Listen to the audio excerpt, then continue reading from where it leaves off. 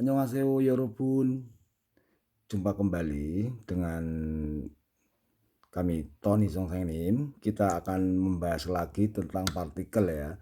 Karena ini harus benar-benar paham ya sebelum masuk ke bahasa Korea selanjutnya. Ini harus benar-benar dipahami. Kenapa ini saya ulang-ulang? Karena ini sangat penting sekali dan ini sangat dasar ya dalam bahasa Korea.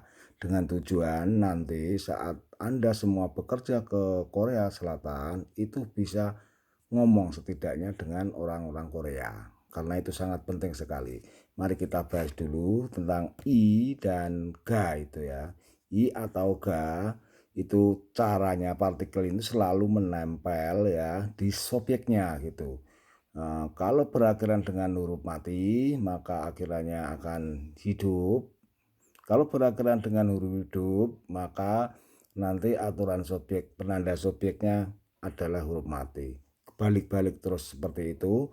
Misalnya nanti untuk topik pembicaraannya itu berakhiran dengan huruf mati atau bajim, maka akan dipasangkan dengan en dan seterusnya. Intinya ini yang garis depan ini adalah apabila nanti ada subjek atau topik atau objek berakhiran dengan huruf mati atau baji, maka pasangannya yang depan ini. Kemudian nanti kalau ada subjek, topik atau objek berakhiran dengan huruf hidup, maka pasangannya ini gitu ya intinya. Kalau belum paham ini, mendingan stop dulu kemudian belajar lagi tentang aturan-aturannya ini agar Anda bisa benar-benar menguasai bahasa Korea itu ya. Nah, sekarang saya akan memberikan contoh ya, contoh penggunaan subjek ya. Subjek dari sebuah kalimat, ini langsung ada kalimatnya.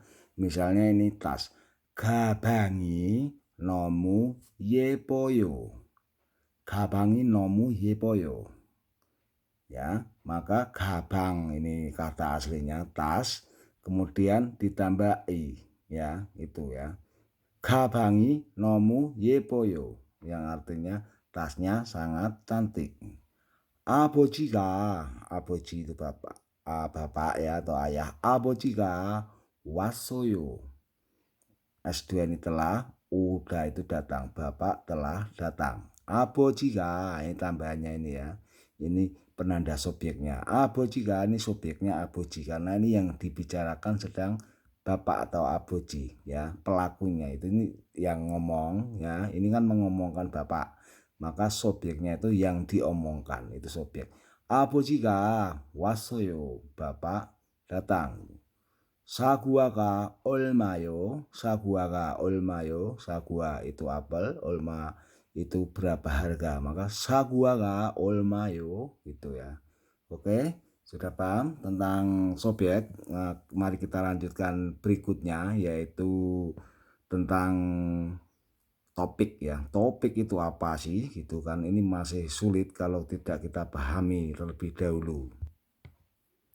Nah, topik atau penanda ini penanda nen ya atau penanda topik ini juga enen bisa juga dipakai untuk subjek ya, tapi ini nanti bedanya tipis ya, agak sama lah dengan iga, tapi ini nanti kalau di topik itu tidak boleh digantikan dengan i atau ga, ini khusus ya, tapi kadang enen itu bisa dipakai untuk menjadi subjek juga ya, seperti tadi yang saya contohkan ya. Kemudian ini misalnya ini topiknya itu perkenalan diri, maka ini jadi yang jadi topik pembicaraan itu saya John. Jadi apa topik itu, jadi ini misalnya gitu kita ngomong mobil gitu kan, mobil sedan harganya mahal dan membeli di Semarang, maka itu topiknya mobil gitu kan, maka yang dikasih penanda en dan nen itu mobil, itu contoh dalam bahasa Indonesia. Maka ini saya berikan contoh dalam bahasa Korea seperti ini. Ini nuansa perkenalan diri ya. Ini singkat saja. 저는 Tony Indonesia saram입니다. Saya Tony orang Indonesia gitu kan. 나이 sorun 두살입니다. 나이 32살, 결혼했습니다. saya ulangi lagi. 저는 Tuni Indonesia saram입니다. Naik ya, jadi naik tidak usah kasih nenen semua karena ini kalau dikasih nenen akan kembali ke sini semua, maka boleh cukup satu saja di depan ini. Ini dikasih nenen semua boleh. 저는 Tuni입니다. 저는 Indonesia saram입니다. 저는 atau jonai는 kan gitu. Maka cukup di depan saja itu boleh, kan biasanya ini yang dipakai seperti ini ya. Jadi cukup untuk penanda topiknya satu di depan itu. 저는 Tony Indonesia saram입니다. 나이 32살입니다. atau 나이 32살 결혼했습니다. Ini dua kalimat gitu. Ulangi lagi. 저는 Tony Indonesia saram입니다.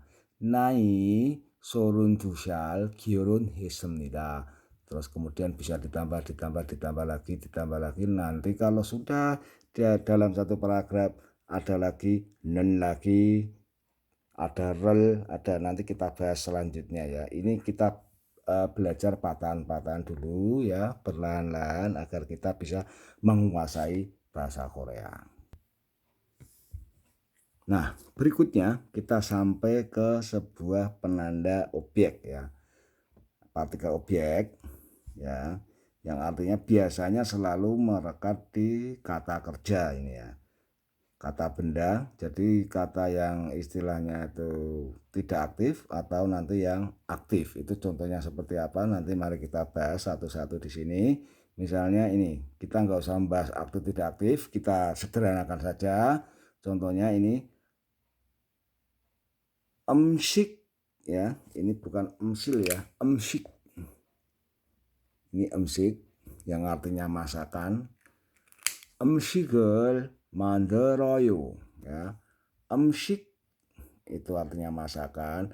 음식을 만들어요 artinya 만들어 itu membuat masakan gitu. 포도를 사요 artinya membeli anggur. 책을 읽어요 artinya membaca buku. 굿을 사요 membeli bunga. Nah gitu teman-teman, sudah paham belum? Kalau belum coba video ini diulang-ulang lagi sampai paham. Kemudian ini disambung-sambung, latihan dulu sendiri secara mandiri, disambung-sambung. Pertama dari latihan subjek, kemudian topik, kemudian objeknya gitu ya. Kemudian nanti ada keterangan tempat dan lain sebagainya. Itu nanti perlahan-lahan atau pelan-pelan kita pelajari. Ya, sampai di situ dulu. 그리고 수고하세요.